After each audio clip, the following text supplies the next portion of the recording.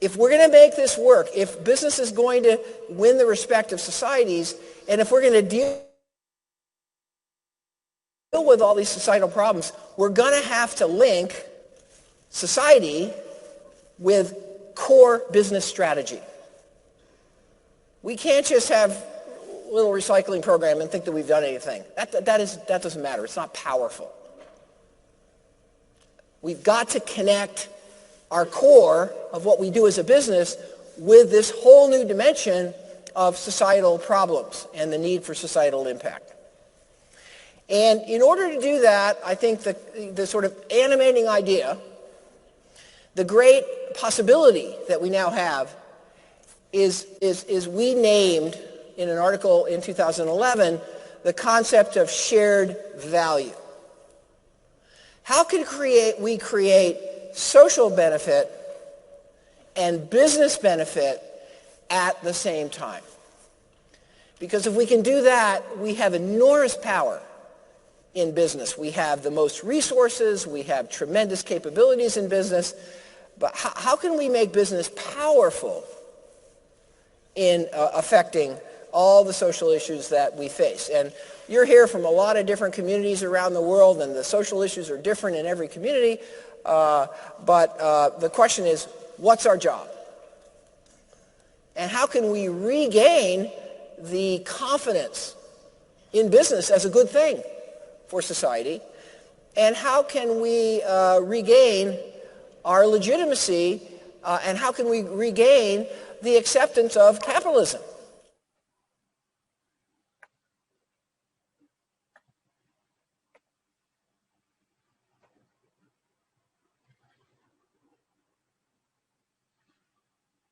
You know, you reach a point in any field of human endeavor where you can't solve the new problems with the old principles. And I think that's where we are today in business. You know, if you think about the physicists who wanted to understand the subatomic world, people like Werner Heisenberg and Niels Bohr, they realized, after a point, they realized that they would have to give up on Newtonian physics. It was of no value in understanding the subatomic world. And they created an entirely new set of principles around quantum mechanics, around indeterminacy, correlation at a distance, whole new set of ideas. And so the problem that you're trying to solve depends, will shape the principles that you need to solve it. 100 years ago, we were trying to solve the problem of efficiency at scale. And that led us to bureaucracy with the principles of specialization, standardization, routinization. Now we are trying to solve the problem of adaptability at scale, creativity at scale. And that's going to take a different set of principles. I think often our change efforts in organizations, are focused around processes and practices. We go out and we benchmark other companies, or consultants come in and say, let's try this, let's change this, let's tweak this. But as long as this is the case, we're not going to get true breakthroughs. Too often when we benchmark other organizations, we ask, what do you do? When the much more important question is, what do you believe? How do you think? And so we tend to be more interested in technique than ideology. And yet it's our ideology, that ideology of controlism, that's why we're stuck. And until we change the principles, our organizations are never going to be fundamentally more capable than they are right now.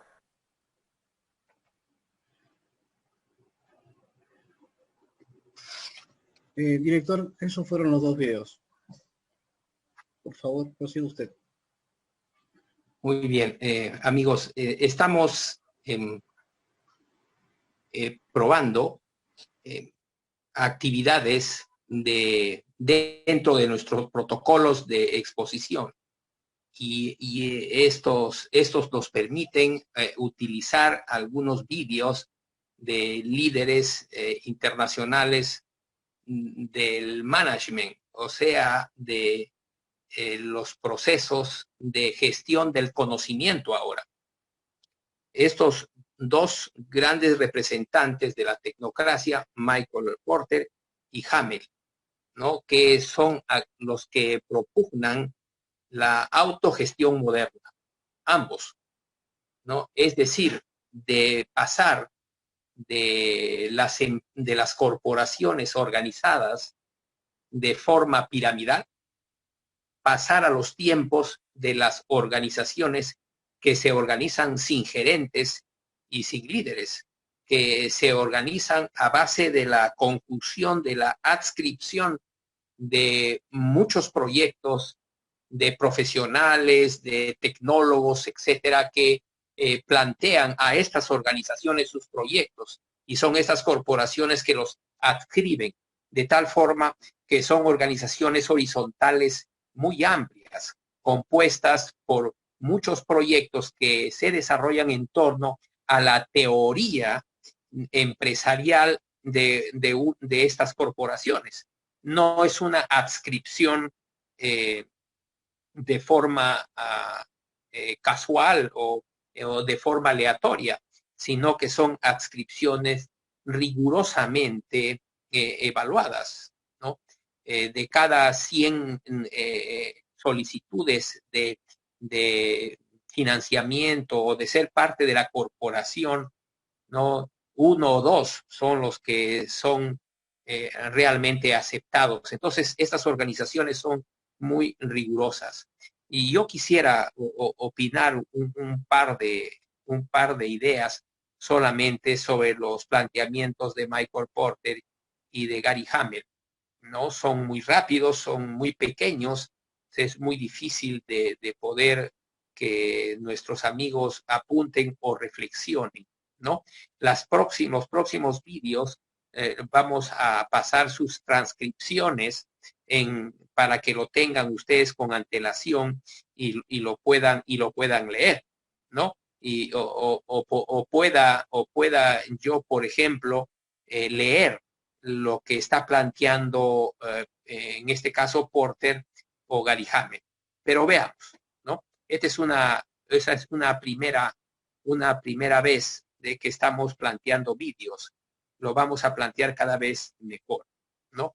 Michael Porter, en primer lugar, lo que él plantea es que hay que vincular medularmente los intereses o las aspiraciones sociales o los problemas sociales con el centro de un emprendimiento empresarial, es decir, con la estrategia de un emprendimiento que lo pueden llevar adelante un grupo de tecnólogos, un grupo de profesionales, un grupo de estudiantes universitarios o un grupo de expertos, trabajadores, mineros, pesqueros, etcétera, que pueden plantear su manera de ver, ¿no? esta empresa, ¿no? Entonces, es vincular los intereses, vuelvo a repetir, las expectativas o problemas de la sociedad con el centro mismo de la estrategia de un emprendimiento empresarial. Cada emprendimiento tendría que ser o convertirse realmente en en explotar una gran oportunidad prioritaria que un grupo de personas lo pueden sistematizar y convertir en una estrategia empresarial. A esta práctica de Michael Porter, ¿no? A sus teorías se les conoce en el mundo como las teorías de la creación de valor compartido, ¿no? Él dice que una empresa no tiene objeto si realmente no crea beneficio social, ¿no? Entonces, ahora hay muchas organizaciones que se llevan adelante y que muy difícil se puede entender que crean beneficio social. Yo comentaba en la reunión pasada, por ejemplo, de que en Lima, en el Perú, se había hecho toda una parafernalia sobre la creación de un supermercado en Ate, ¿no? Y decía que era un gran avance y que iba a crear más de 1,000 puestos de trabajo o algo así, ¿no? Y esto se quiere hacer pasar como beneficio social. Pero nada de eso, porque el supermercadismo pone en peligro miles y miles de pequeños negocios, como por ejemplo bodegas o centros de abastos, ¿no? De los mercados tradicionales, ¿no? Entonces, no hay beneficio social, no se puede considerar beneficio social, ¿no? El crear 1,000 puestos de trabajo de sueldo mínimo, ¿no? Y frente a la destrucción de miles de pequeños negocios. El beneficio social consistiría en modernizar esos miles de pequeños negocios, de convertirlos en una cadena integrada, ¿no? En una cadena integrada con un centro de gestión de conocimientos, de tecnología, de microfinanzas para la modernización de miles y miles de MIPES en cadenas integradas. Eso sería el beneficio social. Entonces, hay que diferenciar. Cuando se lleva adelante una empresa, ahora en el siglo XXI, esta tiene que crear un beneficio social clarísimo, evidente y percibido, ¿cierto? Por miles y miles de ciudadanos en una región determinada, ¿no? Tiene que ser el negocio algo bueno para la sociedad. Si no, no sirve ahora como ser parte de la nueva economía del conocimiento que se genera a nivel mundial, ¿no? Entonces, debemos tener eso en cuenta, porque nuestro movimiento nacional de innovación política tiene que crear realmente un movimiento de innovación socioempresarial. Como ustedes saben, el empleo es el primer problema de una economía. No son los indicadores de deuda, no son los indicadores de reservas internacionales netas o el déficit o el superávit fiscal. No, cuando hablamos de economía, estamos hablando del empleo, del trabajo, ¿no? Crear nuevos puestos de trabajo en forma masiva o crear nuevas microempresas familiares de forma masiva, modernas, entrelazadas a través de un centro de gestión de concesiones en red. Entonces, eso sería beneficio social. Lo otro es destrucción de las economías locales, de las economías familiares, fundamentalmente ligadas a la microempresa. Es lo que plantea Michael Porter. Gary Hamel también, ¿no? El moderador ha ligado ambos vídeos porque realmente plantean lo mismo. Gary Hamel plantea de que no podemos enfrentar las nuevas circunstancias del siglo XXI, ¿no? Esto lo dijo antes de la pandemia, pero ahora con la pandemia no podemos enfrentar la economía ahora, ¿no? Que todos nosotros estaremos de acuerdo, comienza a comportarse de forma absolutamente distinta a la economía de antes de la pandemia. En eso estamos plenamente de acuerdo. Por lo tanto, si la realidad cambia radicalmente, nuestros principios, nuestras maneras de pensar en cómo crear riqueza, en cómo crear nuevos puestos de trabajo, también tienen que cambiar radicalmente. Eso es lo que está diciendo Gary Hamel. Lo que él dice es que hay que renunciar a los viejos principios de creación de valor, de creación de trabajo, de creación de riqueza. Y que hay que reinventar o inventar los nuevos principios para estas nuevas realidades. No puede ser que enfrentemos las nuevas realidades con un viejo mapa de principios, ¿no es cierto? Con un viejo esquema de principios o con un viejo esquema mental. No lo vamos a poder asumir, no podamos enfrentar esa nueva realidad.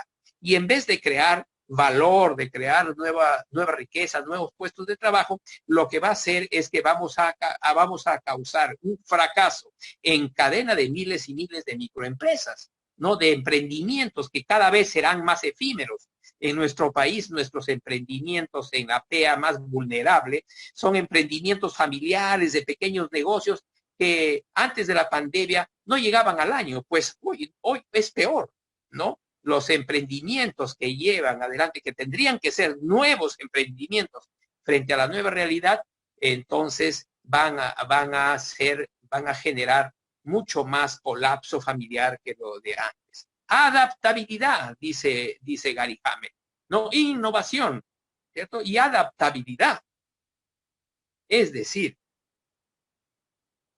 salirse del terreno de los viejos principios y desarrollarse en el terreno nuevo de los nuevos principios. Cambiar los principios de lo que quieres.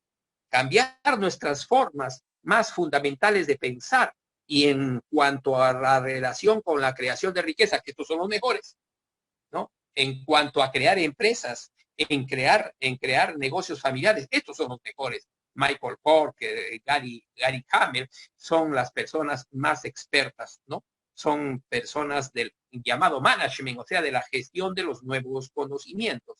Eso es.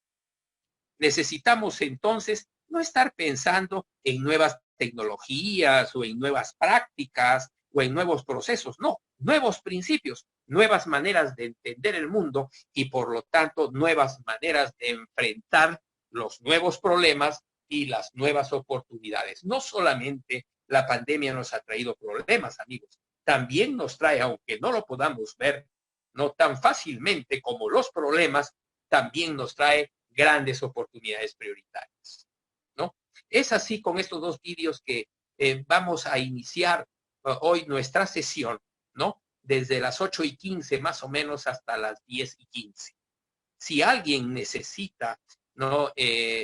Preguntar algo, pues bien, lo podrían hacer, ¿no? Unos Muchas gracias. segundos. Si es que realmente quieren preguntar algo, si no, proseguiríamos con el tema de esta sesión, o sea, con el capítulo del módulo de las herramientas del management. Hoy veríamos la teoría de la administración. Muchas gracias, director. Por favor, las personas que deseen participar, ya saben cómo hacerlo. Levanten la mano, por favor, para dirigir su pregunta.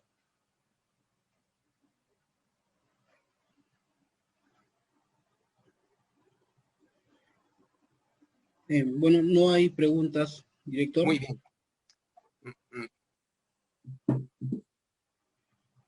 Muy bien. Vamos a empezar este tema, ¿no? Este capítulo de la teoría de la administración con una entrevista a Peter Drucker. Es una entrevista que le hicieron en la Harvard. La Harvard tiene una revista llamada Harvard Business Review, o sea, la revista de negocios de la Harvard, ¿no? Hace 20 años. Por favor, no tengamos problemas con aceptar la palabra negocio, ¿no? Hoy en el siglo XXI, negocio es cualquier actividad que crea nueva riqueza, que crea valor. No, entonces, desde ese punto de vista, están hablando estos representantes, ¿no? De la tecnocracia, es decir, del nuevo conocimiento en la creación de valor. Peter Drucker, dice Harvard, combinaba una aguda comprensión de las fuerzas socioeconómicas con ideas prácticas acerca de cómo se puede convertir la turbulencia, la crisis general, no en oportunidad. Con su raro poder de síntesis, dice Harvard, Drucker nutría su mente insaciable con una gama completa de disciplinas intelectuales. No era un empresario o un asesor de empresas, simplemente, sino que ellos comprendían de que esa actividad se trata ahora, que es la de crear puestos de trabajo, es la más importante que hay en la economía. Entonces, para eso tenían que tener una visión muy grande del mundo, una teoría muy avanzada, y para eso se tienen que nutrir, ¿no? Con una gama de disciplinas, ¿no? Dice ya desde el arte japonés hasta las altas matemáticas. Sin embargo, Drucker sostenía que él aprendía más de sus conversaciones a fondo con clientes y estudiantes, ¿no? Que derivan sus ideas en acción, que convierten sus ideas en acción y que actúan sobre sus ideas. Entonces, comprendamos una cuestión de fondo, amigos, que nosotros, si queremos ser personas con importancia dentro de la sociedad, todos queremos ser importantes en la sociedad, ¿no? Dice, se trata de entender a fondo las fuerzas socioeconómicas estructurales. Es decir, nuestra mente debe nutrirse constantemente de el estudio de esas fuerzas socioeconómicas estructurales y combinarlo con ideas prácticas, es decir, con ideas, ¿no?, del propio ambiente donde tú trabajarías o donde tú trabajas, las ideas prácticas de los llamados clientes o proveedores, ¿no es cierto?, o instituciones dedicadas, ¿cierto?, a esas actividades dentro del mercado, ¿no? Entonces, para ello hay que nutrirnos, claro, de esa gama de conocimientos disciplinarios de nivel global, pero también hay que escuchar a las personas comunes y corrientes. Es decir, como dice Peter Drucker, a los clientes, escuchar a los consumidores, escuchar a los estudiantes que están trabajando en las mismas actividades. Es decir, que los estudiantes que convierten en acción sus ideas y que de seguida estudian el resultado de esa acción. No estamos hablando de academia, no estamos hablando de grandes estudios, de posgrado, de títulos y grados, no estamos hablando de eso. Drucker jamás, además Drucker es un anticultural en ese sentido, ¿no? Drucker es considerado ahora, él murió en el 2006, ¿no? Drucker es considerado ahora por muchos CEOs, o sea, por muchos altos ejecutivos corporativos como su guía intelectual, como su mentor personal. Entonces nosotros tenemos que tener guías intelectuales, mentores personales, ¿no? Es decir, personas de gran importancia universal. ¿Ya? Eso es un mentor, ¿no? Que sus ideas y sus acciones están enmarcados dentro de una validez universal. En esta entrevista que le hacen a Drucker, él sostiene un conjunto de principios, por eso que hemos tomado esta entrevista. Él decía en esta entrevista, más o menos es cerca de 20 años esta entrevista, 20 años, ¿no? Bueno, pero Drucker tenía una gran proyección. Él decía, dentro de unos 10 años, o lo corregimos, dentro de 20 años, para estar en los años que vivimos, una empresa cualesquiera va a contratar, sobre todo por fuera, todos los trabajos que necesita. O es decir, no va a contratar personal, sino que va a subcontratar a otras empresas especializadas o profesionales, ¿cierto? O proveedores individuales especializados en tal o cual trabajo, ¿no? Si es que esta empresa quiere obtener productividad, ¿no? Eso es lo que decía. Eso es lo que tenemos que entender, amigos. No va a haber empleo. Cada vez va a haber menos empleo dependiente, a eso me refiero. Y cada vez el empleo tiene que ser autogestionario. Pensemos en eso. Ya no pensemos en estudiar y tener títulos y grados para poder ser parte de la contratación de cualquier corporación en un puesto de trabajo cualesquiera. Eso ya no va a suceder. Cada vez entonces va a haber menos empleo de pie. Eso es lo que advierte Peter Drucker hace 20 años. Y hoy, ¿no?, se comprueba todas sus teorías, ¿no? El punto, dice Peter Drucker, es que, por ejemplo, él pone el ejemplo de un hospital, un grupo de médicos y enfermeras que consideran que el aseo, por ejemplo, es un problema importantísimo dentro del hospital. Pero ni los médicos ni las enfermeras se van a preocupar porque se barran todos los rincones, dice Peter Drucker, o que el hospital esté limpio. Lo que tiene que hacer es el hospital contratar, ¿no?, por fuera a especialistas en el aseo. Y ahí tiene una serie de anécdotas Peter Drucker, ¿no? Se quedó sorprendida con una latina de él, dice, ¿no?, de que era una especialista en atender enfermos y cambiar la ropa y cambiar las partes de una cama sin mover al paciente. Eran expertos, ni los médicos ni las enfermeras lo podían hacer. Lo que quiere decir de que la contratación por fuera, por pequeñas empresas o individuos o personas especializadas en tal o cual trabajo, ¿no? Es lo que van a cubrir los puestos de trabajo. No va a ser puestos de trabajo dependientes, ¿no? Y la productividad en ese sentido no consiste en tener títulos o grados, sino en la capacidad productiva de una persona o de una microempresa. El punto, dice Peter Drucker, es que los gerentes todavía siguen hablando de personas que trabajan bajo sus órdenes. Eso es, ¿cierto? Para la mayoría de las personas todavía, 20 años después de este artículo, consideran que la empresa es un conjunto de gerentes pequeño y un conjunto grande de trabajadores. Pero esta expresión, ¿no? De que una empresa es gerente y trabajadores que trabajan bajo las órdenes del gerente, ¿no? Esta expresión dice que hay que eliminarla del vocabulario administrativo. ¿Por qué? Porque la información, ¿no? Convertida en productividad o en competencia en una persona o pequeñas empresas es lo que tiene validez ahora, ¿no?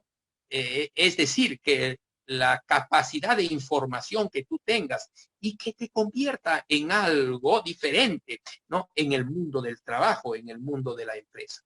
Por ejemplo, el tesorero de una compañía, el contador, como le decimos nosotros, es una persona que trabaja casi de forma solitaria, ¿no? Pero sus opiniones pueden causar una gran pérdida o una gran ganancia a la empresa, más que toda su planilla junta. Por eso hay que escoger bien al tesorero para que dé consejos financieros y la empresa pueda tener un gran éxito, y si no, ¿cierto?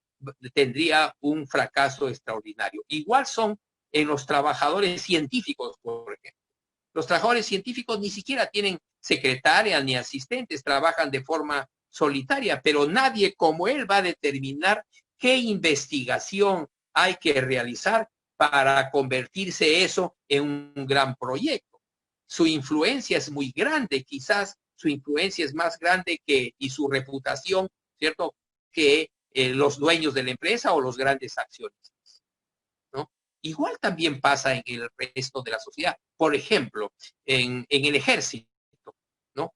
Un teniente coronel que antes dirigía un batallón, ¿no? de soldados, ¿no? Ahora apenas tiene un asistente o un empleado, ¿no? Y está encargado del enlace, dice Peter Drucker, con un gran país, ¿no? Del extranjero. No se necesita ahora puestos de trabajo dependientes. ¿Qué es lo que ha pasado? Las nuevas circunstancias del conocimiento, del desarrollo científico y la tecnología necesita de organizaciones de talentos, organizaciones planas, no necesita de empresas con gerentes y empleados u obreros que obedecen órdenes. Nos damos cuenta. El mundo ha cambiado radicalmente. Entonces, lo que pasa es que los individuos ahora, en vez de buscar un trabajo para depender de alguna empresa, tienen que responsabilizarse de sí mismos. Todos los jóvenes ahora tienen que estar preocupados en formarse para no depender de una compañía, ¿no? ¿Por qué? Porque esa compañía, un banco, por ejemplo, o una corporación cualesquiera mercantil o minera, ¿no? Es probable que en unos años nomás se fraccione, que se convierta en otra empresa, que los accionistas vendan las acciones y esto se va replanteando todos sus planes gerenciales, ¿no? Entonces, tú no puedes hacer la planificación de tu vida teniendo en cuenta que vas a ingresar a una gran corporación y ahí que te vas a jubilar. Eso no es cierto. Eso lo saben ahora todos los jóvenes, ¿no? Trabajan un año, 6 meses, etcétera, y van de empresa en empresa. Bueno, el asunto es ahí en responsabilizarse entonces de sí mismo. En la década del 80, en la década del 90, las personas se preguntaban, ¿cómo nos podemos preparar para escalar algo en el escalafón. Se preocupan como en la administración pública, ¿no? Estudiar un diplomado, estudiar una maestría para ocupar un cargo superior dentro del ministerio o dentro de una empresa para ir jubilarse.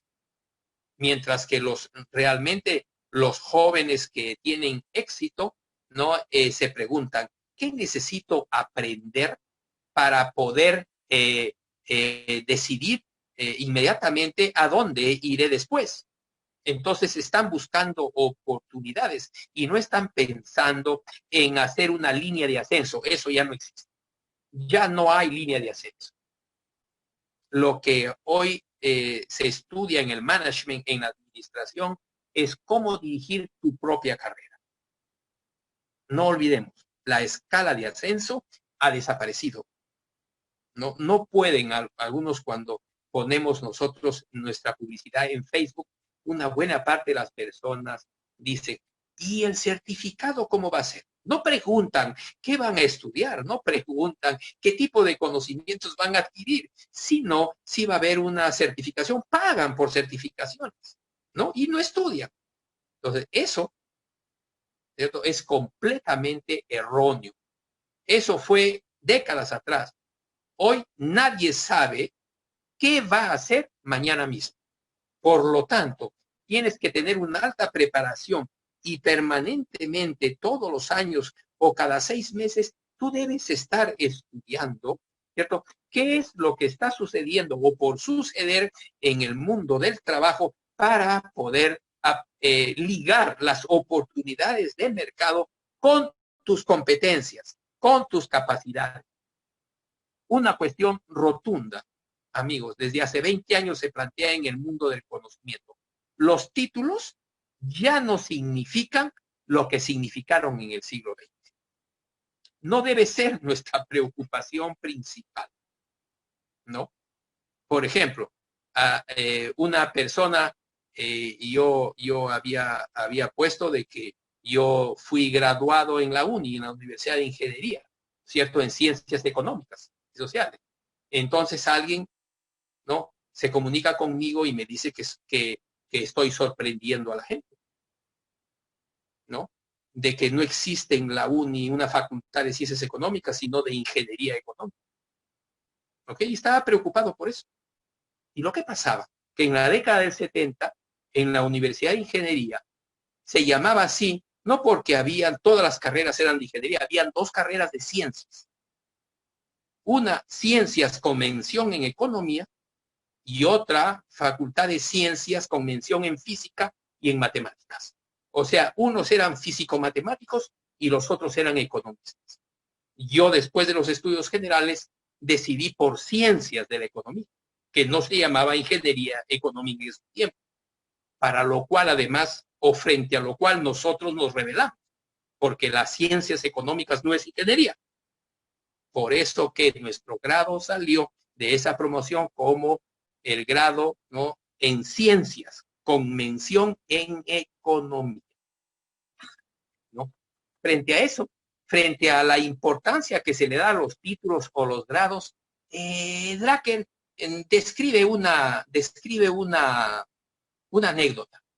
Cuando estaba él en un curso de administración, siendo el expositor, ¿no?, al terminar se le acercó una joven que era brillante y le plantea de que ella en 5 años va a ser vicepresidente auxiliar de su banco. Y él se sonrió, ¿no?, y tuvo que pasar por la pena, tuve que pasar por la pena de decirle, aun cuando era posible que le diéramos el título, ¿no?, en administración, ya no tendría el significado que ella imaginaba. Es más, ¿no?, era posible que ese banco, antes de los 5 años, se fraccione y ella se quede sin empleo, ¿no? Eso es más bien lo que Drucker le dijo. Entonces, preocúpese no de hacer su vida, ¿no?, en relación con las posibilidades de ese banco, sino con las posibilidades suyas, según sus capacidades. Estudie sus competencias. Tiene que estar muy claro con en saber en qué usted puede crear riqueza y en qué no. ¿Cuál puede ser su contribución a la sociedad, cierto? Y en qué no. Y céntrese en eso. Además, las personas, dice Peter, siguen con la mentalidad de la compañía grande oculta en sus hipótesis, ¿no?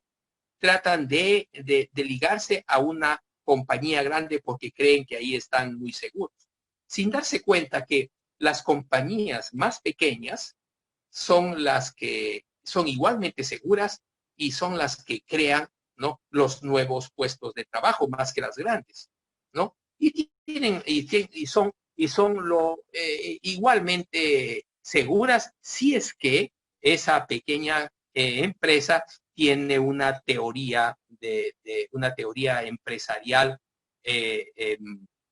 correcta, ¿no? Segura, ¿no? Muy capaz. Pues bien, dice, aún hoy, dice Peter Drucker, aún hoy son pocas las personas que están preparadas para elegir oficio o elegir trabajos por sí mismos. Cuando se les pregunta a estas personas, ¿por qué dice esto Peter Drucker? Porque es cierto, porque cuando uno le pregunta a un joven, ¿no?, le preguntan, ¿para qué usted tiene aptitud? ¿En qué actividades usted cree que es más capaz de crear valor? O de seguida le preguntas cuáles son sus limitaciones, ¿no? La respuesta de estos jóvenes o estas personas está en relación con los cursos que ha seguido, con las materias que ha estudiado.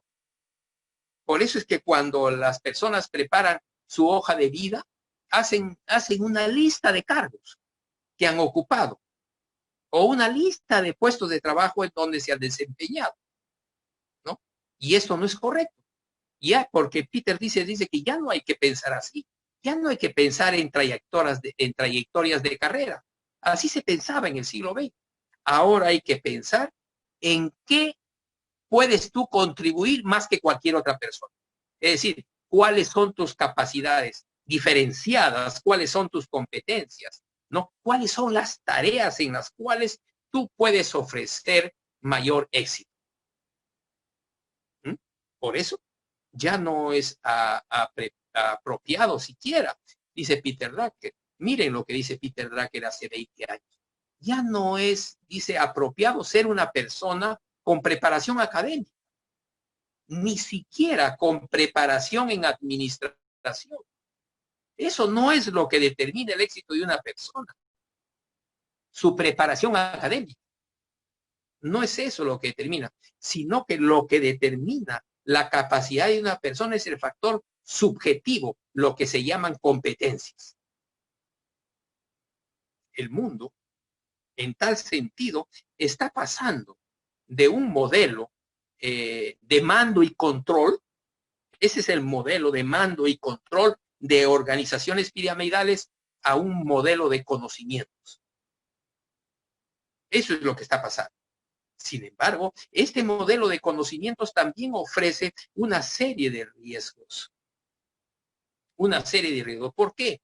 Porque en el mundo del trabajo ahora no es la educación de una persona la que determine si puede desempeñarse en un puesto de trabajo o no. Él dice por el tremendo riesgo, dice Peter Drucker, por el tremendo riesgo de que no valoremos a las personas en función de su desempeño, en función de su práctica, sino en función de sus credenciales, de sus diplomas, de sus certificados. Por extraño que parezca, dice Peter Drucker, el mayor escollo, el escollo principal de una economía de conocimientos es que se convierta en una meritocracia mandarina, es decir, en una meritocracia feudal, que tú vales por tus títulos de conde o de príncipe, ¿no? En el mundo del conocimiento también hay eso, hay hay una gran parte de los profesionales que adquieren títulos para poder manifestar en su hoja de vida que tienen méritos, ¿no? Pero son meritocráticos, es decir, a base de papeles, pero no a base de su desempeño. ¿Quién me va a decir a mí, dice Peter Drucker, quién me va a decir así, que un buen investigador, para que sea buen investigador, necesita tener un doctorado? Eso no es cierto, ¿no? Entonces dejémonos de llamarnos ingeniero o doctor o ese tipo de cosas, ¿no? Peter jamás aceptaba eso. Si tú le decías doctor Drucker, él se volteaba y te decía, sí, mi general, ¿no? No le gustaba. Entonces, dile Peter Drucker hay uno solo, doctores hay un montón, hay miles, ¿no? Es fácil caer en la trampa de los grados y los títulos. No caigamos en esas trampas. ¿Y cómo encontramos a esas personas entonces? A esas personas competentes, capaces, si no lo escogemos en referencia, teniendo en cuenta sus grados y sus títulos. Entonces, lo que tienes que conseguir son jóvenes brillantes, ¿no? Personas brillantes. Y los colocas en pequeños puestos de trabajo a nivel de piloto, a nivel de prototipo, para que tú los evalúes en su desempeño. Tú tienes que ponerlos en un puesto de trabajo en donde puedan ejercitar sus competencias, sus capacidades. Porque ahí tienen que hacer todo lo que podrían hacer como director ejecutivo en una gran compañía. ¿Qué es lo más importante entonces que los jóvenes que comienzan a trabajar a niveles de dirección, o sea, jóvenes ejecutivos? ¿Qué es lo más importante? Lo más importante es que los jóvenes ejecutivos aprendan a hablar en el lenguaje corriente, en un lenguaje no especializado, en lugar de escribir fórmulas en un tablero. Eso no es un profesionista de alto nivel, ¿no? La gente no le entiende, ¿no? Es algo, dice, inaceptable esa petulancia de que las personas consideran que en la medida que menos le entienden, tiene mayor rango, ¿no? Es algo inaceptable. Los ejecutivos, además de saber hacerse entender por las personas comunes y corrientes, tienen que aprender a escuchar la sabiduría de las personas, aunque no sepan hacer un análisis matemático, aunque no sepan algoritmos, ¿no? Entonces, los nuevos profesionales, ¿cierto?, que trabajan dentro del mundo de la PEA, de la población económicamente activa, tienen que aprender el significado y la importancia del respeto. Eso es más importante. Deben saber respetar y deben esforzarse mucho para hacerse entender y entender la sabiduría de la gente, ¿no? Pues bien, es una difícil cosa, no es fácil. No es fácil aprender y menos aún, ¿no es cierto? Más aún es más difícil enseñar. Entonces, en fin de cuentas, ¿qué nos está recomendando Peter Drucker en esta teoría de la administración? Estamos viendo las bases, estamos viendo los principios fundamentales de la administración. Con esto ya pueden, con esta separata bien estudiada, pueden, ¿no es cierto?, ir entendiendo a los grandes de la administración ahora. En fin de cuentas, dice Drucker, hay que concentrarse en el desempeño de la persona. No en su currículum, no en su hoja de vida. Hay que centrarse en el desempeño de la persona. El individuo, cualquier trabajador, ¿no? Cualquiera como nosotros, tiene que asumir la responsabilidad de definir dentro de una organización cuál va a ser su contribución. En qué medida se diferencia y cómo crea valor, ¿no? Entonces, tenemos que exigir a las personas, la palabra es exigir, dice Peter, exigir a las personas, ¿no?, que piensen en cuál sería, según sus conocimientos diferenciados, cuál sería su mayor aporte para la organización en los próximos año y medio, en los próximos 18 meses. Luego, si ya pensó en el aporte que va a hacer, en el cómo crear valor para la organización de la cual es parte, tiene que asegurarse de que ese aporte sea aceptado y comprendido por las personas con quienes trabaja y para quienes trabaja, ¿no? Las personas deben dedicarse, ¿no?, a esa contribución, porque si no, te van a encargar que hagas un montón, por ejemplo, de papeleos. Hay ingenieros, ¿no?, mucho más jóvenes que yo. Hay ingenieros que dedican más de la mitad de su jornada laboral a corregir y pulir informes, por ejemplo. O sea, la ocupación para la cual están muy poco preparados. Porque si para algo no están preparados los ingenieros, es para escribir, ¿no? Como son técnicos, entonces no estudian mucho, no estudian otro tipo de información, ¿no? Y les exigen y los obligan a hacer cosas que no son de su competencia.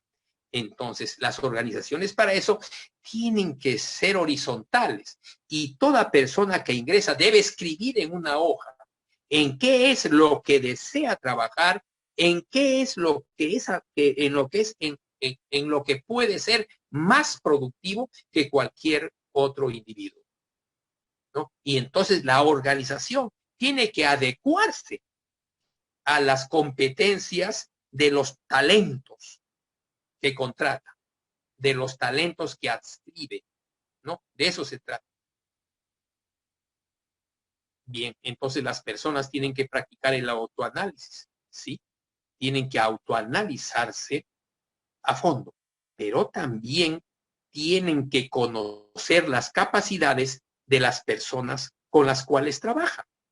Y si son personas bajo su responsabilidad por el problema de la experiencia y la edad, tiene que asignar deberes, ¿no?, que se liguen y que se ciñan a las capacidades productivas de ellos. Y también tiene que entender a los colegas más antiguos y a sus jefes, ¿no? Entonces, lo principal en esto es que debemos salir del término medio de las personas. Cuando te dicen, cuando te llaman no por tu nombre, sino por tu título, entonces te están considerando como un promedio. Por eso en las empresas dice nuestros ingenieros, nuestros empleados o nuestras enfermeras, ¿no? Entonces son promedios. No identifican las capacidades diferenciadas de cada uno, ¿no? Pues bien, eso es. En este mismo sentido, en esta línea de pensamiento, le hacen una pregunta importante a Peter Drucker, ¿no? Le preguntan que cómo es lo que se plantea en administración, que las personas tienen que responsabilizarse de la información en relación con su competencia. ¿Y cómo encaja todo esto en la sociedad postcapitalista? Peter respondía de la siguiente manera, que en la organización actual, siempre recordando que eso fue hace de 20 años, ¿no?, para ver la capacidad que tenía de entendimiento futurista Peter Drucker. En la organización de hoy decía, uno tiene que responsabilizarse de la información. Por ejemplo, un médico especialista en hígado tiene que responsabilizarse de obtener toda la información en torno a los problemas del hígado, ¿no?, en la medicina. A eso me estoy refiriendo. Tú tienes que responsabilizarte de la información en tu campo que tú mismo has decidido de productividad o tu campo de trabajo. Pero la mayoría de las personas no saben usar la información. Leen muy poco. Las personas, por lo general, son poco expertas en información. Grave error, porque hoy, en el 2020, todos nosotros tenemos que ser expertos en información. Tenemos que desarrollar nuestras capacidades, ¿no? Son diferentes las capacidades de otros. En torno a tus capacidades significa en torno a la información que te corresponde. Para hacer entonces, tienes que ser un experto en información, en el campo de tu actuación. Pero dice, para ser experto en información, uno tiene que partir del plantearse a sí mismo, ¿qué necesita saber? ¿Qué quiere saber? ¿Qué le importa saber? Mucha discusión se encuentra ahora en la tecnología, ¿no? En los programas de computadora y los programas de la computarización de procesos y la robótica, ¿no? Y sobre todo en la velocidad de los aparatos, creyendo de que la productividad depende de eso, ¿no? De los tiempos altamente veloces de la informática. Y este es un grave error, porque eso nos hace perder de vista la naturaleza fundamental de la organización que necesitamos y el papel de la información en la organización actual. Amigos, una computadora, por más moderna y veloz que sea, solo es una herramienta, nada más. Es solamente una herramienta del proceso, ¿no? El hecho de que tú sepas cómo funciona una computadora no te vuelve un ingeniero electrónico, ¿no? No te vuelve un gran tecnólogo. O como decía Peter Drucker, que tú sepas manejar una máquina de escribir no te convierte en escritor, ¿no? Tengamos en cuenta de que el lugar del capital dinero, ¿no es cierto?, como fuerza motriz de las organizaciones en todo el mundo, ¿no? El lugar lo está ocupando la información, ¿no? Pero hay que entender también qué significa información. Es muy fácil confundir datos con conocimientos y tecnología informática con información, ¿no? Hay muchas personas muy ilustradas, tienen mucha data de conocimiento, pero no pueden entender el mundo, no saben analizar el mundo.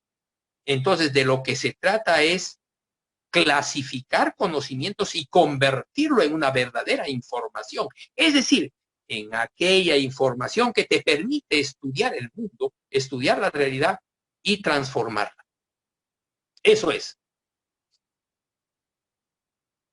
En ese sentido, Peter decía que una de las tendencias más degenerativas de los últimos 50 años es la idea de que si uno se hace entender, uno es vulgar, ¿no? Y eso es una falsedad. Einstein, John Maynard Keynes, todos los premios Nobel. Ustedes estudian economía en Stiglitz. Acabo de adquirir un libro de Stiglitz, su último. Cualquier Nobel, ¿no?, se deja entender fácilmente. No podemos tolerar la arrogancia de algunas personas que se creen que tienen conocimiento, ¿cierto? Y no es así. Tienen solo data, tienen datos, son ilustrados en una cosa, pero no pueden entender las dinámicas de la realidad. El verdadero conocimiento es poder, amigos. Y en el postcapitalismo, o sea, ya en el siglo XXI, ese poder proviene de adquirir y transmitir información que es productiva, es decir, que se convierte en resultados económicos y sociales. No consiste en adquirir información y guardarse. El poder del conocimiento se genera cuando tú lo transmites, ¿no es cierto? Cuando tú trabajas con un conjunto de jóvenes y generan valor, pero con el consejo y la experiencia del mentor. No consiste en adquirir información y que nadie te entienda, es esconder la información. Y eso no genera conocimiento, no es conocimiento. Debemos entonces ser intolerantes, dice Peter, debemos ser intolerantes con la arrogancia intelectual. Eso es. En cualquier nivel, las personas de conocimientos entonces tienen que hacerse entender y tienen que esforzarse, repito, en entender a los demás. Eso es. Los ejecutivos, los líderes, tienen que ser ejecutivos o gerentes de especialistas y sintetizadores de diferentes campos de conocimientos. Es decir, todos debemos convertirnos en trabajadores de conocimientos. En una parte de los conocimientos. Somos sintetizadores de una parte de los conocimientos. Eso es. Entonces, los gerentes ahora no dirigen mano de obra, ¿no? Los verdaderos gerentes, o sea, los verdaderos ejecutivos, son aquellos que trabajan y dirigen personas que dominan una parte del conocimiento. Eso es, ¿no es cierto? Los intelectuales andan muy preocupados cuando se hacen entender, porque eso creen de que le quita su nivel intelectual, ¿no? Es como si le quitaran el respeto a su disciplina, y no, ¿no? La disciplina tienen que entenderlo todos aquellos con los cuales tú trabajas y conversas, ¿no? En el mundo, entonces, del conocimiento, el intelectual y el no intelectual, o sea, las personas que no han adquirido conocimientos, tienen que jugar en el mismo equipo. No importa el título ni nada, sino la capacidad que tú, según los conocimientos o la experiencia, que también es conocimiento en el fondo, has adquirido en esos tiempos. Entonces, le preguntan, en una sociedad postcapitalista, entonces, basada en conocimientos, ¿se vuelve igualitaria? Y él dice, no. No es un gran paso. No es un gran paso, dice, el quitar poder a los de arriba y llevarlos el poder hacia los de abajo. Sigue siendo poder, dice. En toda razón, en el siglo XX, ¿no? Al final sigue siendo poder. Y para crear organizaciones productivas ahora en el siglo XXI, es preciso cambiar el concepto de poder por el concepto de responsabilidad. Eso es lo principal en el conocimiento. El adquirir responsabilidad de en el sector del conocimiento que tú te desarrolles. Y si es problema de palabra, dice gerente o no gerente, etcétera, Peter Drucker dice, tampoco me gusta ya la palabra gerente. Y es Peter Drucker, dice, la palabra gerente no me gusta. ¿Por qué? Porque implica subalterno. Gerente implica que hay gente que manda, gente que obedece. Gente que manda implica gente que obedece, ¿no? Es la ejecutivo ahora significa, volvemos a repetir, que tiene la responsabilidad de una área del trabajo y de un conjunto de personas nuevas que están ingresando, pero no va a dominar las personas, no implica dominio, implica, ¿cierto? Relacionarse a través del mentoring, ¿no es cierto?, con jóvenes. Entonces, ya no es la reunión de gerentes y subalternos, sino de la experiencia con la pasión de la juventud, etcétera. Eso es una combinación, entonces, las organizaciones de ahora, de una relación entre mentor y patrocinadores, o una relación entre patrocinadores y mentor. Ya no existe, hay que sacar del vocabulario la palabra mando, control, gerente, subalterno. Hay que sacar esas palabras del lenguaje de la administración.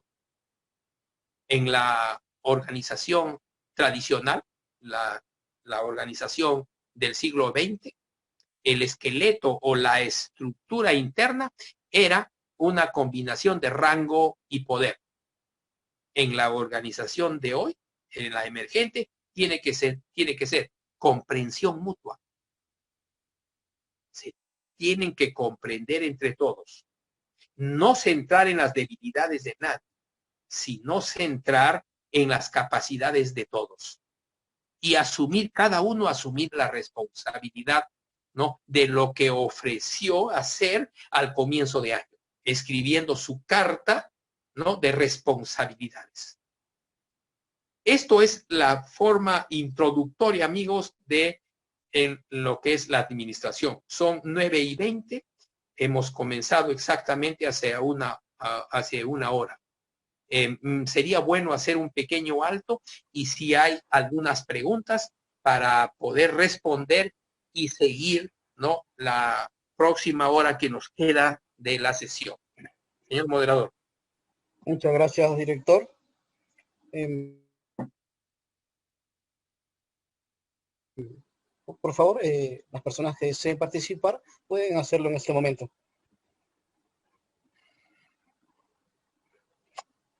Es importante pues su participación para el desarrollo del tema. A través pues, de las preguntas y respuestas podemos crear un feedback de información. Mm, em, 3 minutos para que lo piensen. Claro, ok, está bien, director. Demos un descanso para que puedan plantear sus preguntas a los participantes.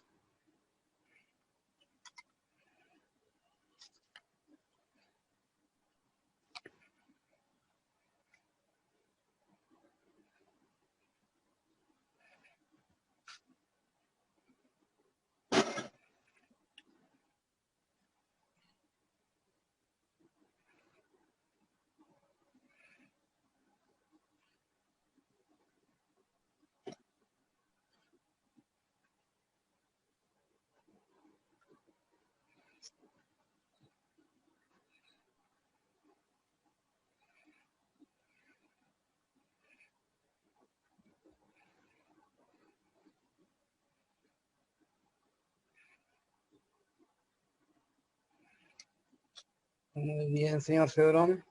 Si alguien más, por favor, desea participar, también podrían comentar si están, por ejemplo, aplicando lo estudiado en sus organizaciones o algún tipo de experiencia relacionada al tema.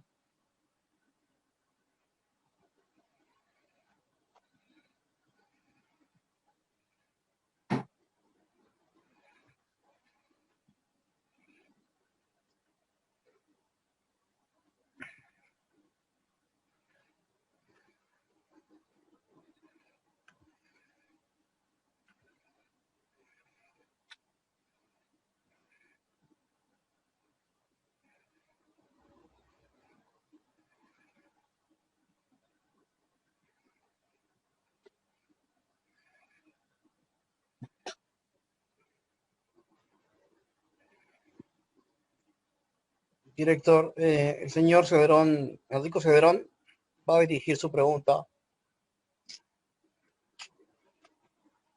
Ok. Adelante, por favor, señor Cedrón. Le fue enviada la invitación para que active su micrófono. Sí, buenas noches con todos. Mi pregunta va dirigida al tema, yo trabajo en el sector educación y en el sector educación prima la meritocracia, los títulos, porque cuando uno ingresa a la carrera pública para concurso de algunas convocatorias, lo primero que está en la ficha de evaluación es la meritocracia, ¿no? Doctorado, maestrías, diplomados, etcétera, etcétera. Entonces, ahí sí prima el tema de la meritocracia, ¿no? Quizás, como usted mencionaba, no es necesario tanto los títulos y los grados, ¿no? En este contexto actual que usted está viviendo, en la parte de las teorías de la administración de lo que usted estaba refiriéndose, ¿no? Del señor que es el tracker, ¿no? Entonces, el tema sería cómo en el sector educación, ¿no? A pesar de eso que pasamos por una evaluación ahora de desempeño docente, que ahí sí yo le doy toda la razón. Ahí ya no es necesario tener los títulos, los grados, porque ahí ya nos evalúan en el aula con los estudiantes, ¿no? Y los resultados de la evaluación tienen que ser resultados positivos para poder seguir en el magisterio con esta nueva ley de reforma magisterial, ¿no? Entonces, ahí estaba la incógnita, ¿no? Que sí en el sector de educación sí es necesario tener la meritocracia, tener los títulos y grados para poder participar en cargos superiores, ¿no? Llámese directores de UGEL, especialistas, director de institución educativa. ¿Sí? Le dan un puntaje agregado a esto para poder ganar el concurso. Gracias. Señor Cedrón, muchas gracias. La siguiente persona en dirigir su pregunta es la señora Denesi Palacios. Por favor, señora Palacios, adelante. Muchas gracias, señor Bustamante y señor Espinosa. Sí, realmente yo quería hacer un comentario más que una pregunta con respecto a lo que dijo Enrico, ¿no? Bueno, yo soy docente universitaria y la ley universitaria exige meritocracia, pero nosotros estamos viendo de que esa era una alternativa para poder, diríamos, ya mejorar, ¿no? Dentro de lo que es el sistema educativo, lo que nos plantea en este momento Peter Drucker, yo creo que podría ajustarse a una sociedad un poquito más a futuro. Porque nosotros todavía, imagínate que tenemos la clase política que ni siquiera tiene requisitos, mucho menos méritos, ¿no? Entonces, para poder llegar a esa parte de valorar lo que es las capacidades, como decía Amartya Sen, ¿no? Darle oportunidad de acuerdo a la capacidad de las personas, por supuesto que es lo ideal.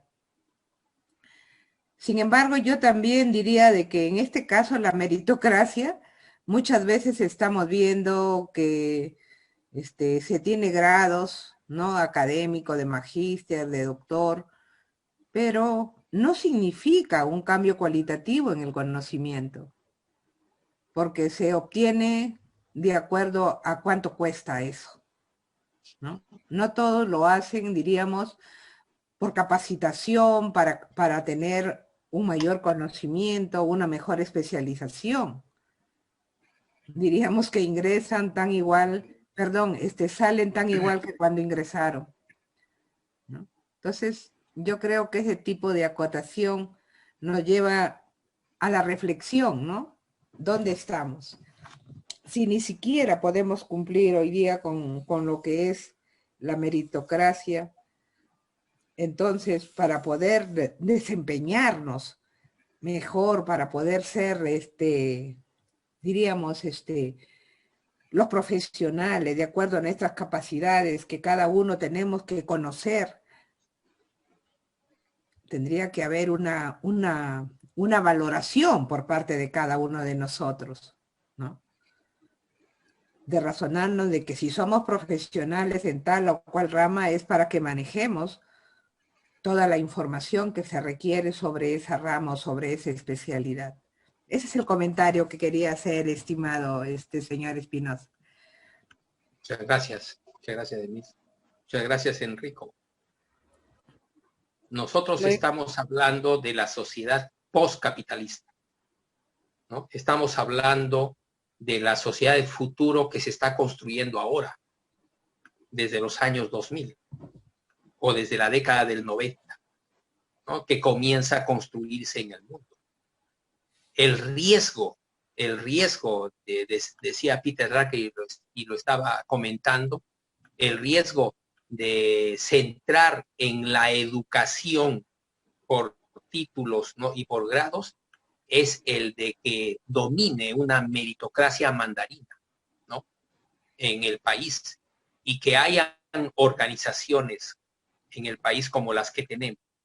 No mencionemos nombres, no mencionemos universidades, ¿no? Que hacen maestrías y doctorados, ¿cierto? A escala, ¿no? Yo he participado en maestrías y doctorados desde mi centro de investigación, que se ha hecho ahí en CEPEMAN. Se hacían maestrías y doctorados y yo participaba, ¿no? Y lo que sucedía es que alumnos míos habían formado una pequeña empresa y que hacían las tesis. Y ustedes pueden ver en todo lado, ¿no? De que son grupos de jóvenes que se especializan en hacer tesis. ¿no? Entonces, se ha convertido esto en una consecución del título y del grado para ir a una línea de ascenso. Pero este documento que yo estoy comentando tiene 20 años. Y Peter Drucker decía que ese era el riesgo, ¿no?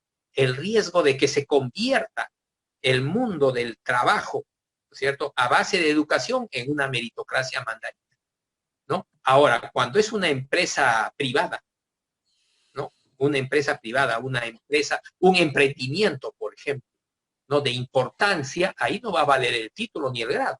El título y el grado va a tener solamente importancia en el escalafón, ¿no? Nada más. Que hay unas organizaciones del Estado, ¿no?, que se desarrollan, que se desenvuelven a base de grados y títulos, ¿no? Entonces, en el sector educación prima eso, ¿sí? Prima eso. Yo no puedo decir universidades ni nombres, ¿no? Pero yo conozco doctores, muchos, ¿no?, que apenas pueden leer un artículo, si es que leen. Porque en el Perú hay una característica fundamental. La gran cantidad de personas, ¿no?, que surgen de las universidades leen muy poco, leen poquísimo. Ni siquiera están al tanto de los conocimientos específicos que requiere su especialidad, ¿no? Menos les vamos a pedir que tengan información para tener una visión holística del mundo, ¿no?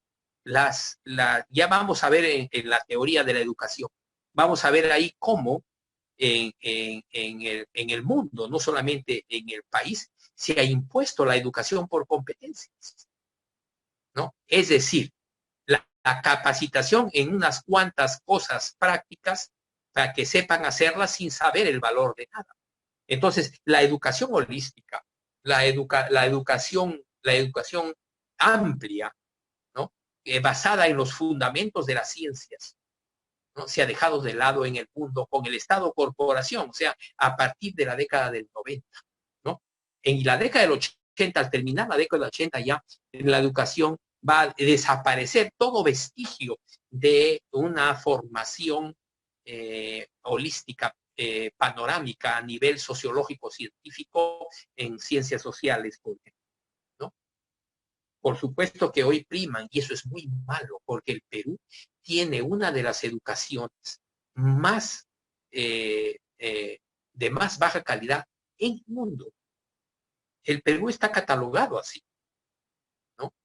En el Perú la educación es de muy bajo nivel. Entonces, eso hay que tener en cuenta. ¿Cuál es la alternativa? La autoeducación.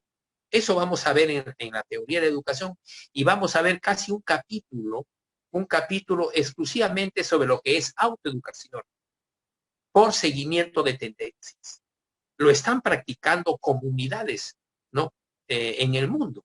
Están haciendo su propia educación a base de seguimiento de tendencias y líderes del cambio mundial, no a base de estructuras curriculares, sino por seguimiento de tendencias.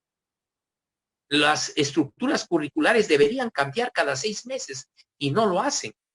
Cambian cada 8 años, 10 años hay veces. En ciencias naturales, por ejemplo, en biología y medicina, cambian cada 10 años. En ciencias sociales, ¿cierto?, no cambian. Siguen con los mismos conceptos de hace 20 años. Hay una situación muy grave. Entonces, ese es el peligro, la meritocracia. Entonces, hemos caído en ese peligro. En eso estamos nosotros navegando ahora, en el mundo del credencialismo mandarín, no en el conocimiento científico. Tengan en cuenta, amigos, de que en el Perú no hay ningún centro de investigación por seguimiento de tendencias, que sea formal, que el Estado lo promueva, ¿cierto? Y que se desarrolle. No hay uno. Corea tiene 1000, y Corea es del tamaño de Piura. Corea del Sur, me refiero, ¿no? Pero en el Perú no hay ningún centro de investigación, menos de innovación estratégica o innovación tecnológica, ¿no? Eso es. Hoy tenemos que construir el futuro, como decía Denise, una sociedad de futuro, No, tenemos que construirlo hoy. El futuro no se predice, se construye hoy, porque si no, en esta década, la del 2020, si perdemos la década del 2020, el Perú no va a tener ninguna posibilidad, salvo la de atomizarse, de romperse internamente, ¿no? En una situación gravísima de caos. El 2030 va a ser una década en donde la comunidad internacional va a intervenir en tener que defender, rescatar, ¿no? sus riquezas más grandes, como por ejemplo el Amazonas, o por ejemplo la selva amazónica, ¿no? El bosque húmedo amazónico, o las alturas del Titicaca. O sea, se tienen que recuperar los glaciares, y nosotros no tenemos la capacidad ni siquiera de poder convertir nuestros recursos naturales, que son los primeros del mundo, convertirlos en desarrollo postindustrial, ¿no? Postcapitalista. Es decir, postcontemporáneo, con una tecnología postindustrial. Entonces hemos caído en ese riesgo. Entonces necesitamos centros de investigación. Ahora, no lo va a hacer el Estado. Enrico o Denise, no lo va a hacer el Estado. No hay nada que esperar del Estado corporación. Si no lo hicieron en la década del 70 y la década del 80, hoy peor. Estamos en un Estado dedicado, adecuándose simplemente a la industrialización mundial, adecuándose al capital supranacional, ¿no? Y abandonando todo lo que es educación, salud, empleo, vivienda, todas las necesidades fundamentales de la sociedad. Entonces, ¿qué es lo que va a surgir en la década de 2020? Organizaciones iconoclastas, contraculturales, o sea, organizaciones no universitarias, ¿no? Eso es lo que vamos a dirigir, por ejemplo, en el Movimiento Nacional de Innovación Política. Vamos a dirigir procesos de autoeducación y de autogeneración de ejecutivos y líderes del cambio. No se va a hacer en la educación convencional. Nosotros tenemos que hacer. Y eso se tiene que hacer por seguimiento de tendencias. Por lo tanto, debemos tener organizaciones de tipo internacional, de tipo universal, ¿no? Que trabajen de igual a igual con grupos de Alemania también, en España, Francia. Hay grupos de autoeducación que practican el cooperativismo integral, la autosuficiencia, la autogestión social. El Estado ya pasó a segundo plano. O sea, por ejemplo, la política ahora es sinonimia de región, ya no de Estado, ya no de país. Son conceptos que están pasando a segundo plano, y el mundo se va a organizar a través de regiones y va a cambiar todo. La educación, por ejemplo, los conocimientos van a cambiar totalmente. No puede haber una educación a base de viejos principios. No puede haber una educación a base de estructuras curriculares estáticas. No puede haber una educación sin investigación por seguimiento de tendencias a nivel universal. Entonces estamos en una situación bastante diferente ahora en el mundo, de la década del 2020. Tenemos que iniciar estos centros de autoeducación, y eso es lo que vamos a hacer nosotros. De acá a unos 15 días estamos lanzando 3 programas de autogestión social, ¿no? O sea, programas duales, teórico-prácticos, en modernización de cadenas integradas MIPE, por ejemplo, ¿no? Yo lo estoy repitiendo constantemente, en autogestión social y autosuficiencia periurbana, en neoruralismo. Hay que hacer éxodo urbano, eso no lo va a hacer el Estado, no lo va a hacer la burocracia. Están metidos en la vieja educación, con viejos principios, con viejas metas, con viejos objetivos, etc. Entonces tenemos que hacerlo de forma paralela, sin poner en riesgo a nada ni a nadie. No somos enemigos de nada ni de nadie. No criticamos personas ni estamos persiguiendo corruptos. Nada. Estamos nosotros creando el nuevo sistema. Y el nuevo sistema económico-social se va a crear desde chiquito, ¿no? A través de células madre. Eso hay a nivel social. Y eso es lo que estamos empeñados. Y no estamos solos en el mundo. En el mundo hay muchas organizaciones de ese tipo. Muchas organizaciones autónomas, ¿no? Que son muy avanzadas. Entonces vamos a ligarnos a nivel internacional. Entonces se nos viene una década absolutamente diferente. Es bueno de que para el 2022 tengamos acceso a algunos gobiernos regionales por nuestra propia cuenta, por nuestras propias fuerzas. ¿Pero para qué? Para generalizar, para reproducir prototipos ya. Es urgente, tenemos que trabajar estos 2 años, el 2021 y el 2022, tenemos que trabajar en nuevos emprendimientos. Eso es. Muy bien. Dicho esto, son 9:15. Avanzaríamos un tanto más en esta separada. Creo que necesitaré una media hora y les ruego que terminemos la separada, ¿sí? O la parte principal de esta separada. Esta parte de la separata lo he titulado La teoría del negocio, según Peter Drucker. Entonces, hago otra vez recordar, nosotros tenemos una concepción de negocio muy distorsionada en el Perú, pero ya expliqué como Michael Porter, ¿no? y Gary Hamel, que el emprendimiento empresarial, o sea, negocio, su centro estratégico tiene que estar íntimamente ligado con las necesidades y los problemas de nuestra sociedad. En la teoría del negocio, Peter Drucker manifiesta que en los últimos años nunca se había visto tantas técnicas de administración moderna. Recordemos, calidad total, reingeniería, justo a tiempo, ¿no? Reestructuraciones de todo tipo, herramientas como el marketing, el crowdfunding, etcétera. Todas esas herramientas son poderosas. Todas esas herramientas son importantes, pero todas están referidas al cómo hacer de forma distinta, ¿cierto? Al cómo hacíamos las cosas antes.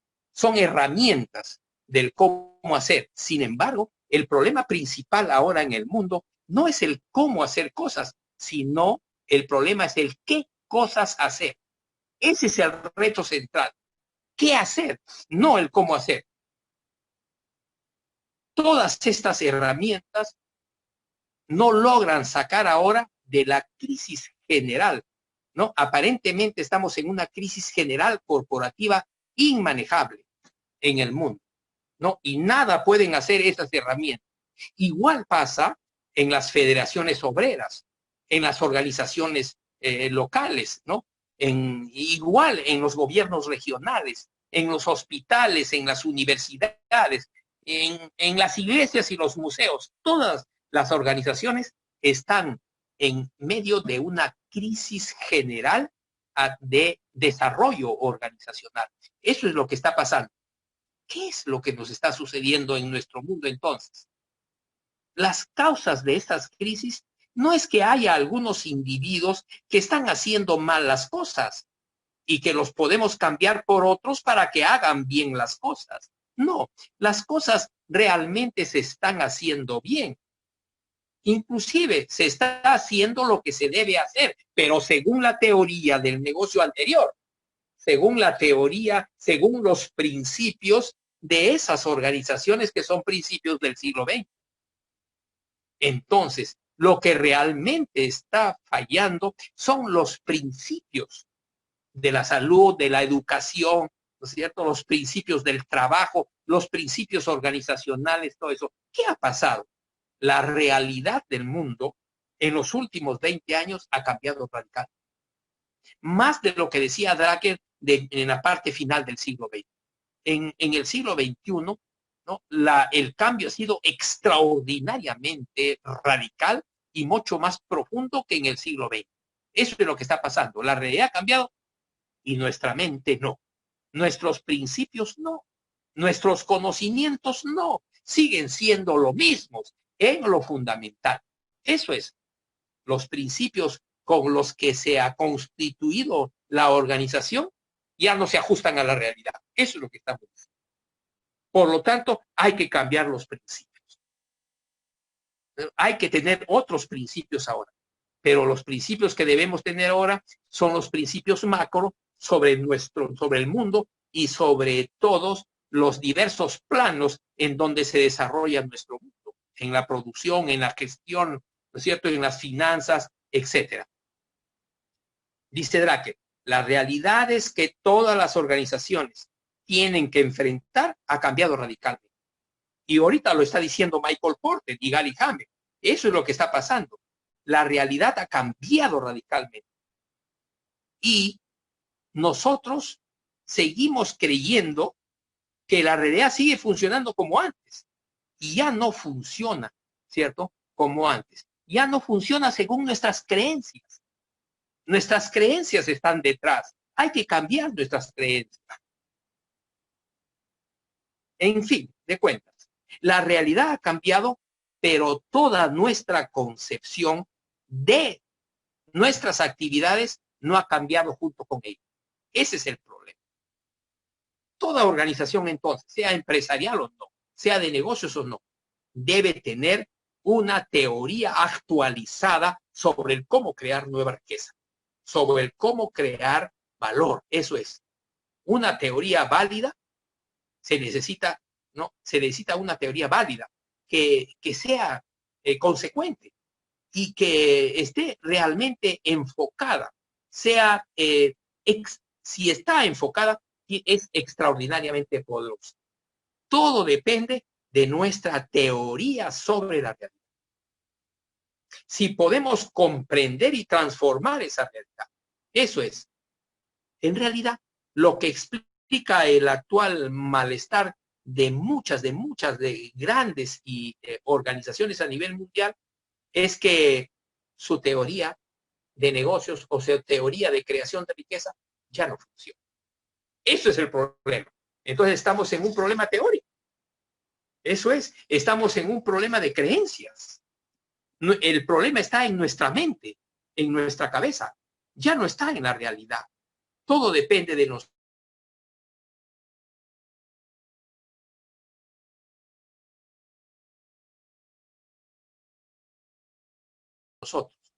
Y si nosotros agarramos base de principios, haremos reñir y eso confunde aún más a toda la sociedad, a todos, finalmente, ¿no es cierto? Es lo que está pasando con las organizaciones políticas. Lo único que hacen es confundir a todos, ¿no? Y la nueva generación que está surgiendo de políticos es lo mismo, ¿no? Entonces hay que intervenir en la actividad política, así como en la actividad económica y la actividad social. Finalmente, descuidamos el verdadero sentido del crecimiento, el verdadero sentido del desarrollo.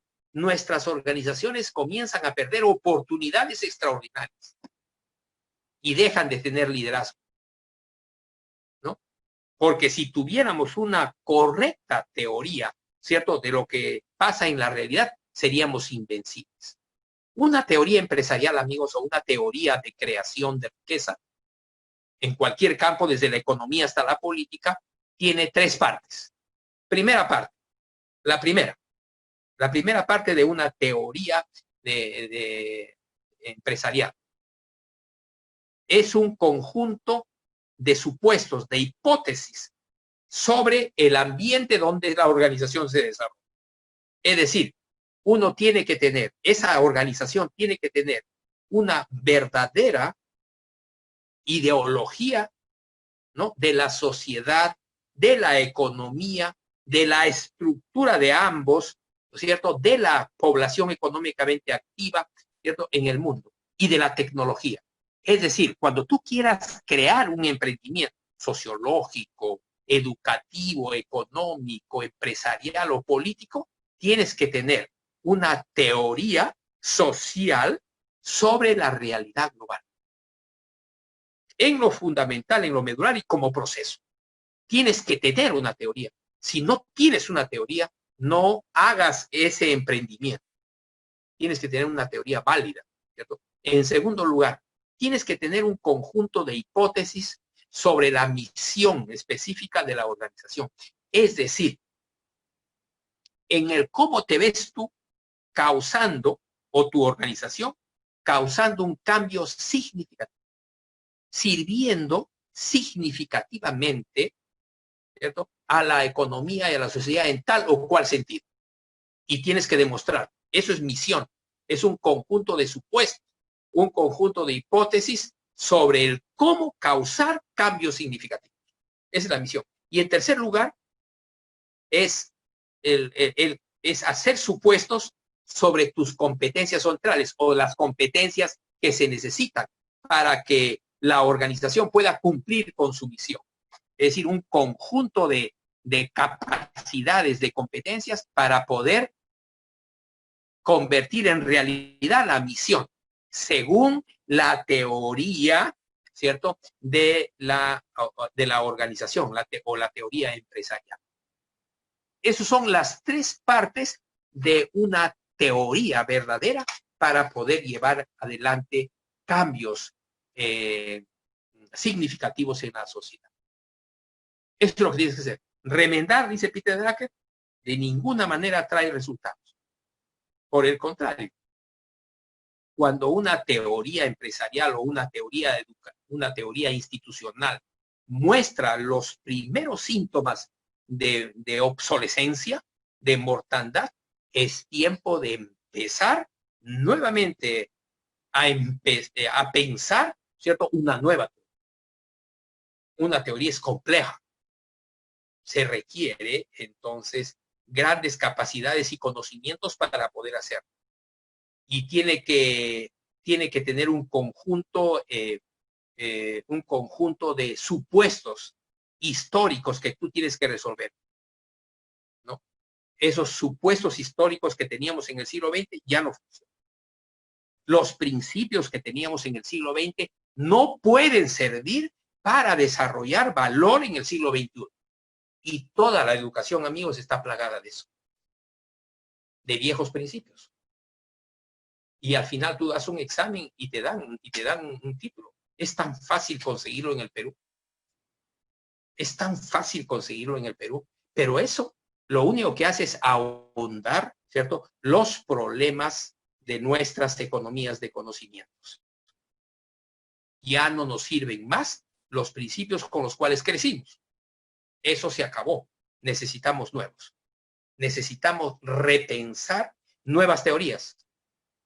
Repensar todas esas teorías que se han estancado, ¿no? Y cambiar finalmente todo tipo de políticas y prácticas, poniendo por delante el comportamiento de la organización ceñida a las nuevas realidades del ambiente global. Por lo tanto, con una nueva definición de lo que es misión y con una nueva definición de las competencias que necesitas. Las competencias centrales o las competencias que se necesitan desarrollar o adquirir, ¿cierto?, en alianzas estratégicas o por adscripción, ¿no? Eso es. Dos premisas nos plantea Peter Drucker para esta situación. Cada 3 años, ahora, dice hace 20 años, cada 3 años, una organización o un individuo cualesquiera, una persona cualesquiera, debe cuestionar todo producto, debe cuestionar todo servicio, toda política, todo canal de distribución, todo conocimiento. Cada 3 años. O sea, cada 3 años debemos repensar la teoría institucional, la teoría organizacional o la teoría empresarial. Eso es. Entonces, debemos cada 3 años someter a prueba nuestras hipótesis, nuestros supuestos. Someter a prueba, ¿no es cierto?, enfrentándola, impactándola con las nuevas realidades. Y ahí tú, si es que realmente practicas el liderazgo, vas a tener que abandonar sistemáticamente, deliberadamente, te tiene que abandonar, ¿cierto?, un conjunto de principios. Porque si no lo haces, tu empresa, tu organización va a ser arrollada por los acontecimientos. ¿Y qué significa que tu organización sea arrollada por los acontecimientos? Que te van a dejar sin recursos, especialmente de las mejores personas, de las personas más capacitadas y de las personas que realmente se necesitan para poder explotar las oportunidades prioritarias, ¿cierto?, que se levantan ante tus ojos. No vas a poder. Lo importante entonces cuando hablamos de organización es contar con las personas más capacitadas, no más tituladas, sino las personas con más desempeño en la realidad creando nueva riqueza, creando valor. Esa es la primera, ¿cierto? Cada 3 años hay que cuestionar la teoría. La segunda premisa es estudiar lo que está ocurriendo fuera de tu empresa, fuera de tu organización. Ya abandonaste una serie de principios. Ahora tienes que estudiar el ambiente y especialmente estudiar las personas o el sector de la economía y la sociedad que te rechaza, que no se convierten en tus seguidores. Dirían los empresarios en tus clientes. Es estudiar por qué esas personas no quieren ser tus clientes, no quieren ser tus seguidores. ¿Por qué? Entonces, eso hay que estudiar. Una teoría así, institucional, siempre se vuelve obsoleta cuando la organización alcanza sus objetivos, o sea, sus logros trazados, sus objetivos originales. Alcanzar entonces los objetivos en una organización no es causa de celebraciones, sino más bien es un motivo para pensar de nuevo la organización. Y eso tienes que hacerlo, dice Drucker, cada 3 años, ¿no?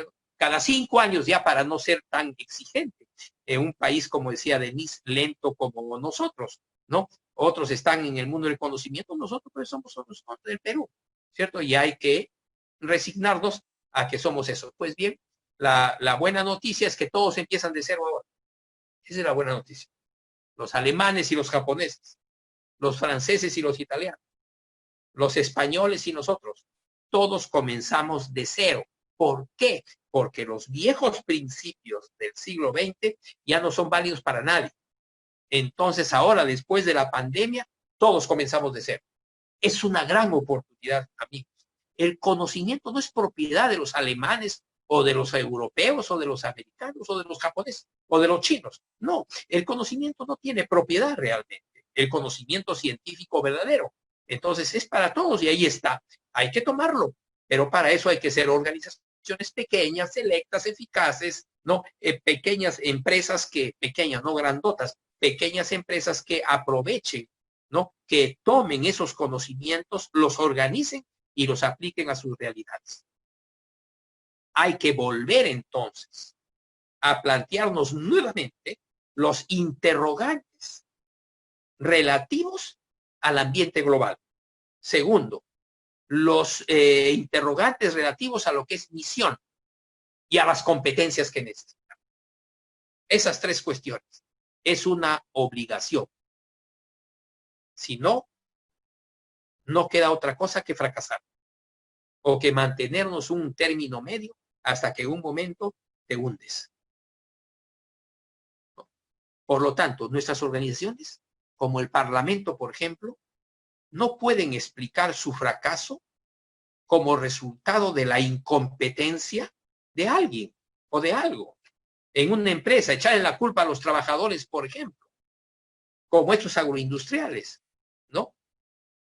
Analizan sus malos resultados por la incompetencia de los trabajadores, o en la política por la incompetencia de unos cuantos congresistas, ¿no? Que por casualidad están ahí, o porque han invertido un buen dinero, ¿no? En hacer shows publicitarios. Entonces, finalmente, ¿no? Acceden al Parlamento y no saben qué hacer ahí, ¿no? Eso es. Lo que se trata, amigos, no es que está fracasando tal o cual partido, tal o cual político. No hay que estar persiguiendo personas. Lo que está fracasando es el sistema. El sistema se está autodestruyendo.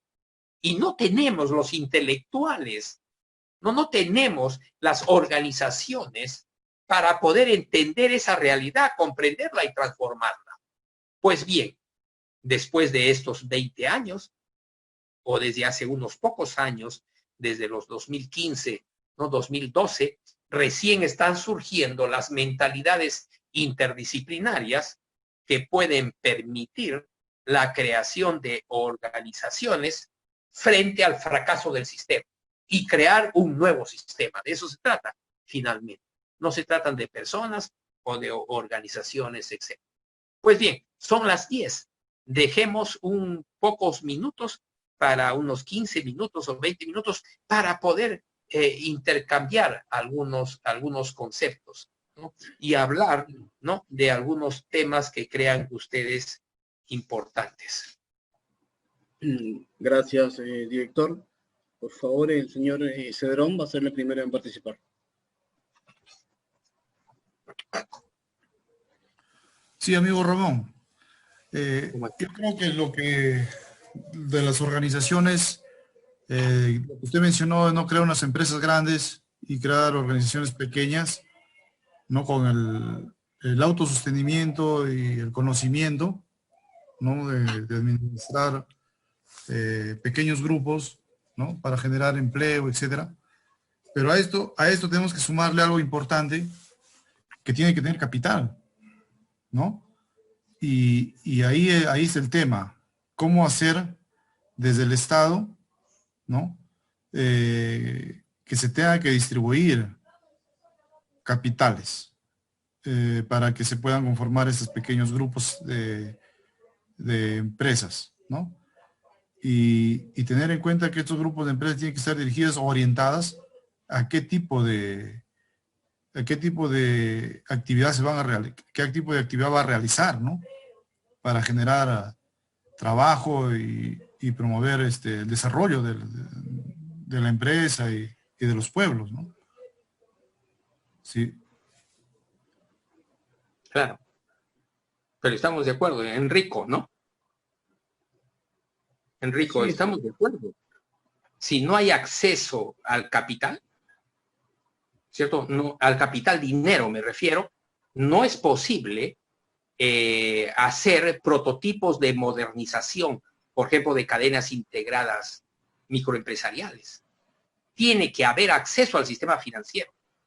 Y eso es una lucha, por ejemplo, ¿no? Eso es lo que podrían hacer. Nosotros dijimos que nosotros no creemos en una nueva constitución ni en nada, pero si es que por un referéndum o algo se establece, entonces nosotros vamos a estar solamente con unas 20 normas legales, con unas 20 leyes para poder, o decretos legislativos o como se llame, para poder desarrollar algunas actividades clave en este país. Una de esas es el acceso a las microfinanzas.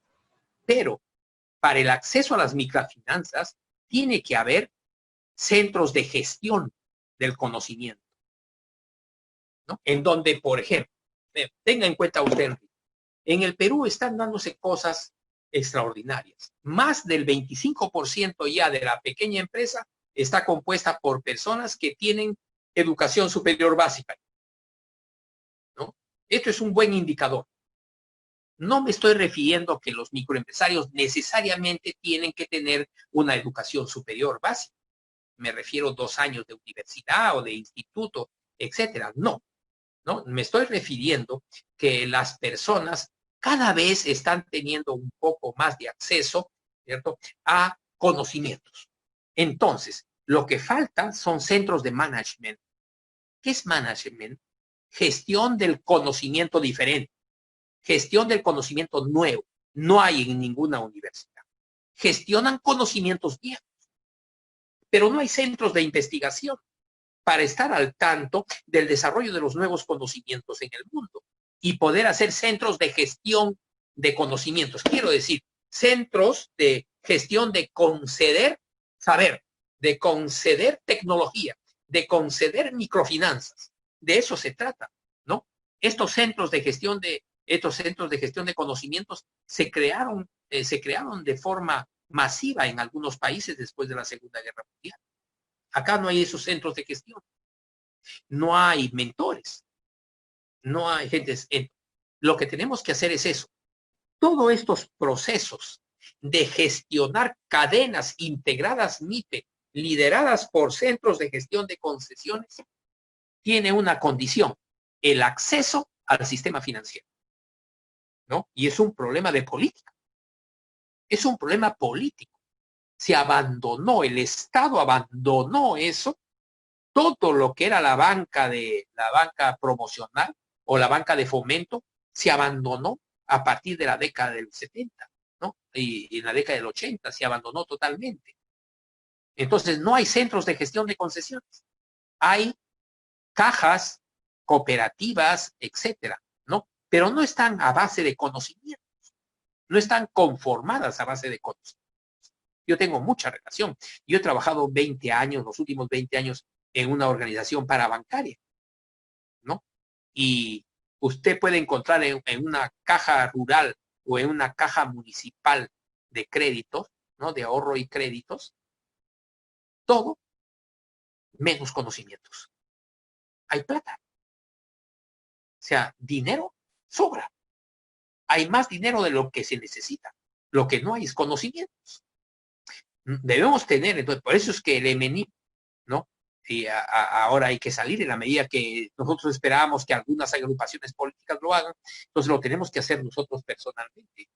Hay que formar estos centros de gestión. Ahora, hemos explicado algunas veces, nosotros tenemos que hacer autosuficiencia periurbana para resolver, es crear células madre. Es decir, en 1.5 kilómetros cuadrados, 2 kilómetros cuadrados, 200 o 300 familias, o sea, un grupo familiar fuerte de 200, 300 familias, ahí hacemos todos los negocios que se necesitan.